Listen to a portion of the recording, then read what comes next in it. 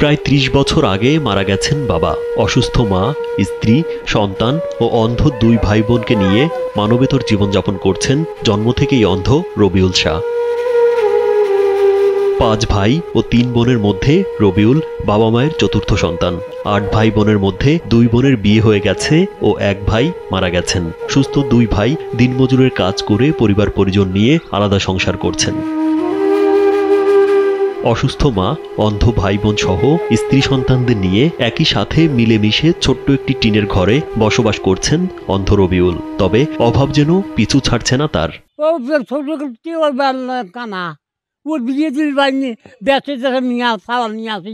বিয়ে করে না, নাচবির পারে না।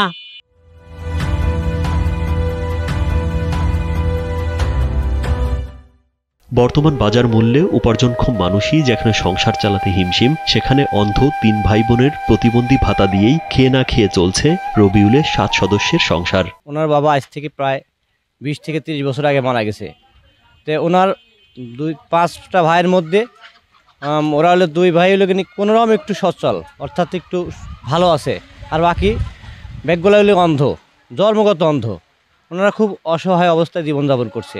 রবিউলের অন্ধ ভাই লতিফ শাহ জানান, জন্মের পর হালকা চোখে দেখতেন তিনি, পরে আর দেখতে পান না। জন্মগত অন্ধ, কিন্তু সেখন হালকা কিছু লাল কিংবা সাদা এরকম দেখা ঠিক পাতাম, পরেতে আমি আর কিছু ঠিক দেখি না। অন্ধ বোন সাফিয়া খাতুন জানান, জন্ম থেকেই চোখে দেখেন না তিনি, ফলে বিয়েও হয়নি। সব বিষয়ে আমাদের সমস্যা, চোখে না দেখলে কি খাই বা কম দিয়ে চলি, সব বিষয়ে কত জায়গা গুঁতো খাই, কত জায়গা পুড়ে যাই, কত জায়গা কাটি যাই, খাবার দাবার তার চোখ দিয়ে দেখে খাচ্ছি না, কি খাচ্ছি। আমি জন্মের থেকেই এরকম চোখে দেখি না। তবে আমার বিয়ে শাদীও হয় নাই। আমার 2টে ভাই প্রতিবন্ধী, আমিও প্রতিবন্ধী, এদের সাথেই একসাথেই চলাফেরা করে সাহায্য নিয়ে তাই খায়া পড়ে আমরা দিন কাটাচ্ছি এইভাবে। রবিউলের স্ত্রী জানান, অনেক কষ্ট করে একটি গোয়াল ঘর নির্মাণ করেছেন, একটি গরু বর্গা নিয়ে পালন করছেন। তাদের বাড়িতে টয়লেট ও টিউবওয়েল নেই, অন্য বাড়ি থেকে পানি এনে অন্ধদের নিয়ে চলতে অনেক কষ্ট হয়।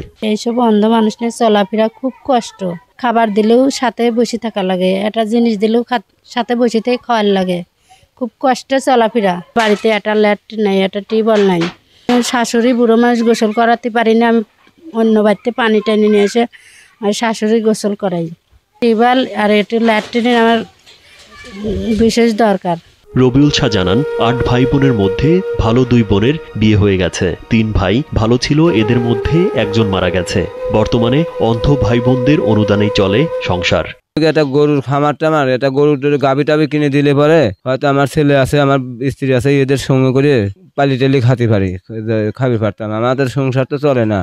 উপজেলা নির্বাহী কর্মকর্তা SM আবু দারদা জানান, একই পরিবারের 3 জন অন্ধ, বিষয়টি জানা ছিল না। মানবিক দিক বিবেচনা করে উপজেলা প্রশাসনের পক্ষ থেকে তাদেরকে সহযোগিতা করা হবে বলে আশ্বাস দেন তিনি। হ্যাঁ, আমি আপনার মাধ্যমে জেনেছি বিষয়টা।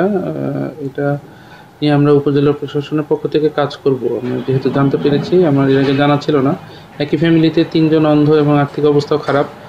এটা আসলেই মানবিক দিক বিবেচনা করেই আমরা উপজেলা প্রশাসনের পক্ষ থেকে সরজমিনে গিয়ে দেখে ওদের জন্য যেটা করা সম্ভব হয় আমরা সেটা করব। রবিউল শাহ রাজবাড়ীর পাংশা উপজেলার হাবাসপুর ইউনিয়নের চরঝিকরি মধ্যপাড়া গ্রামের মৃত আত্তাবুদ্দিন শাহর ছেলে। রাজীব বিশ্বাস, কালবেলা।